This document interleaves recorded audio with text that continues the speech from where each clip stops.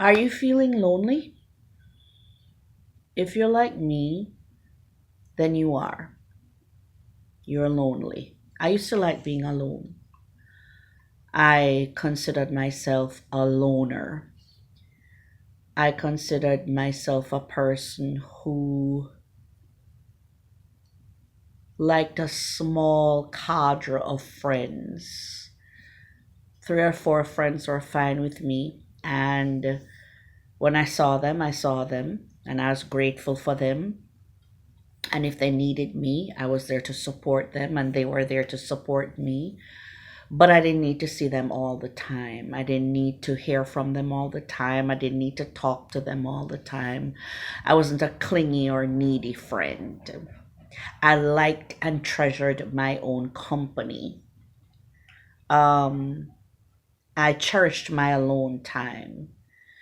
I like nature. I love animals. I could go for a walk in nature. I can read a book. I can watch a movie. I can work alone.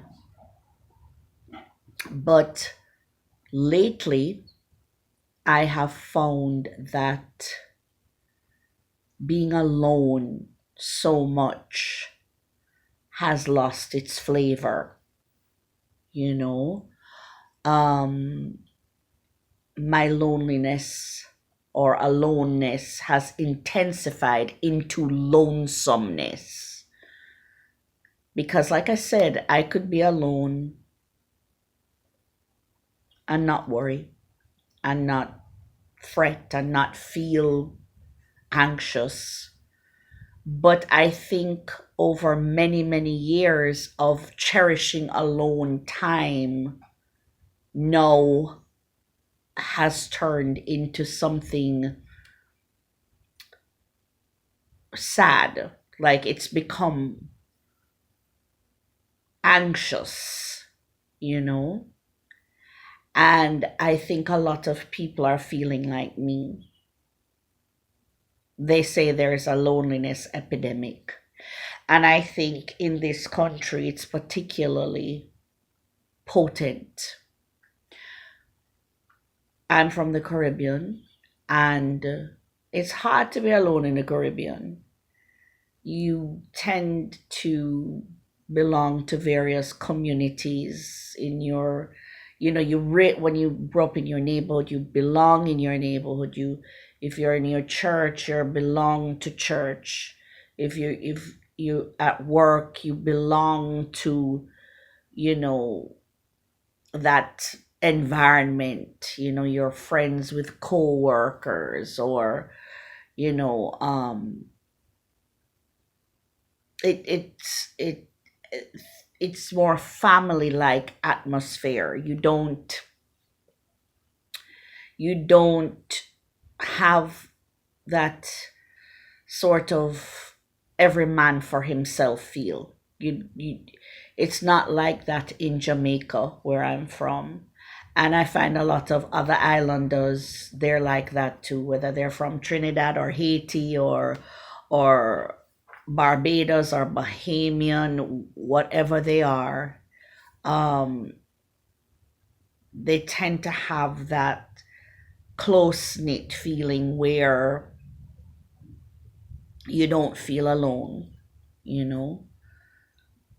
And in the United States, where I live, to be independent and free of um, family, you move out at 18, and when you pull yourself up by your bootstraps, that's rewarded, that's seen as success. You don't need anybody. um I just find America to be a lonely place, and maybe Americans might not feel that way. um but I guess as an immigrant, definitely I'm going to feel that way too. I have to remember I am an immigrant. I didn't have my grade school here. I didn't go to elementary school here. I didn't go to high school here like that. I didn't, you know, um, people here, they're born here, they have their grade school friends, their high school friends, their roots are here, whereas my roots are somewhere else and my friends are scattered across the world.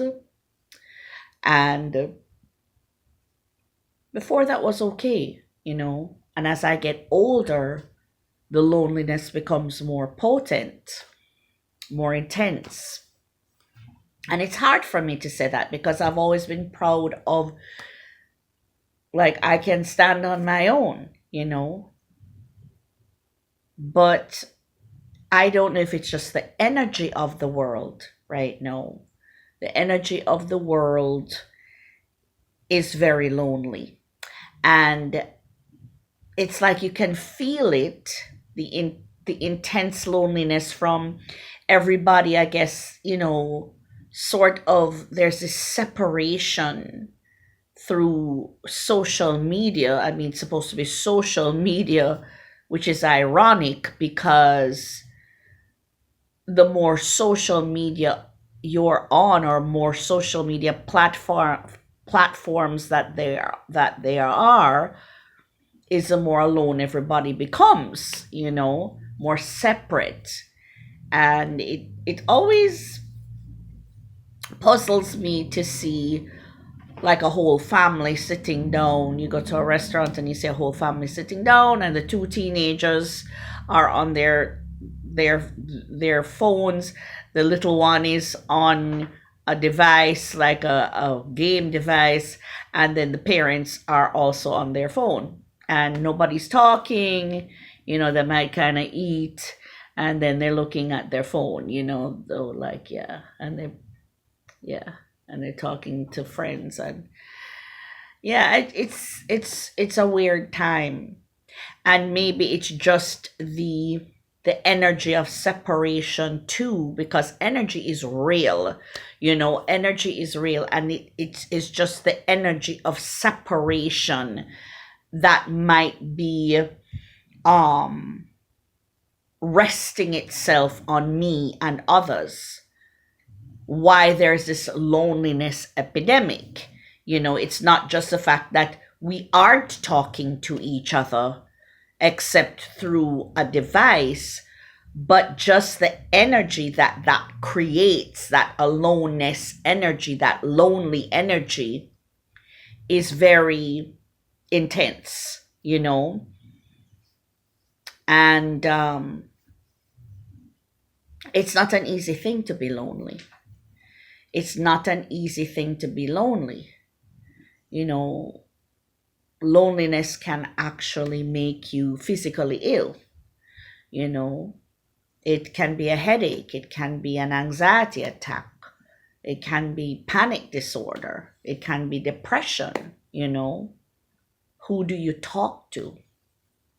Well, my mission for myself is to reach out to you, to say hi, to say hello, to say that I know how it feels to be lonely. I'm not a doctor. I'm not a psychiatrist. I'm not a psychotherapist and counselor of any sort. But I'm just a person who is lonely like you, And how can I remedy this? I don't know. I'm just reaching through the ethers. I'm just reaching through cyberspace. Here. Hi. I'm reaching through cyberspace to say hi.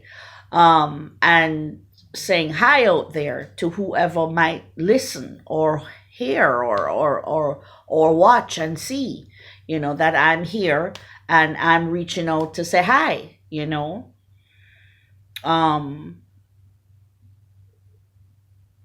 And if you happen to come across this video, know that other people are lonely too. it's almost shaming to admit that you're lonely. Like it's like some kind of weakness or something is wrong with you because yeah, you're lonely and I'm not, you know. I have friends, you don't, you know. Right now, you know, my friends are my childhood friends. They've always been my friends from, you know, I was 5 through like 11. You know, I made friends, firm friends through that time. But we are all over the world, literally, you know. Some of us are in the United States, but we are in different states. And everybody's very busy with life, with work, family, taking care of parents. We're in that generation, where some of us are still taking care of children, some of us are taking care of parents, and some of us are taking care of both. We're still working, we're still hustling to stay alive financially, you know. And this world is a very expensive world right now, you know. So uh yeah, where do you find time to really sit down with your friends or make time to go visit your friends or them to visit you? Um, those who are in a tight knit community are the lucky ones, you know.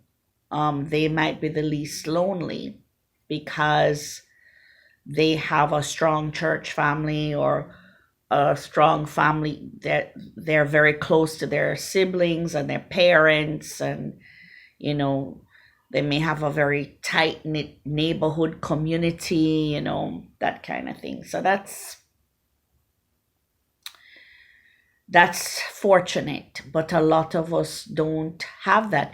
Do you ever notice that on the movies, that the movie the people who have these wild, scary adventures are very much alone in the world? Because I think it was a it's an old movie now. It's a Bullock movie where I think she was a internet worker. She worked on the internet, but she found out some information she shouldn't have. And she had spent a lot of time. She didn't have any family, and she had to be on the run. She was on the run, you know, like because the bad guys were after her. No, first of all, she wouldn't have been in that position if she had had a strong community. There would have been people to hide her, people to defend her. She probably wouldn't have gotten involved with that sort of work in the first place, or discovering whatever, because she'd have been too busy meeting friends and you know, going on trips and you know, having a life outside of the internet, you know. Yeah. So my goal is to find ways to lift the burden of loneliness. That's my goal. um to find ways to assuage loneliness, to soften the loneliness, because that and because it's not a good feeling to be lonely. So if there's nobody available to help with the loneliness, then I have to entertain myself, really make an effort to do things to uplift my spirits then. And maybe I can help someone who passes by and sees this video, um, that they too, you know, they can feel lonely, but maybe uplift themselves as well, you know. um and so I'm thinking of, you know, what can I do to I guess, let me entertain you. I mean, you know, not so much entertain, but share, you know, uh, maybe an activity or um, something that I know, a story, some wisdom to impart, um, something to make you laugh, something to make you sing, something to just distract you for a minute, something to make you learn something new. Did I say something to make you laugh? I think so. Yeah, so yeah, that's my goal with this channel, to let you know that there's other lonely people out there, there's other lonely souls out there, and that we can share. And um, I can be someone that you know you're not by yourself, you know, and not that misery loves company, but how about let's just keep each other company, you know? It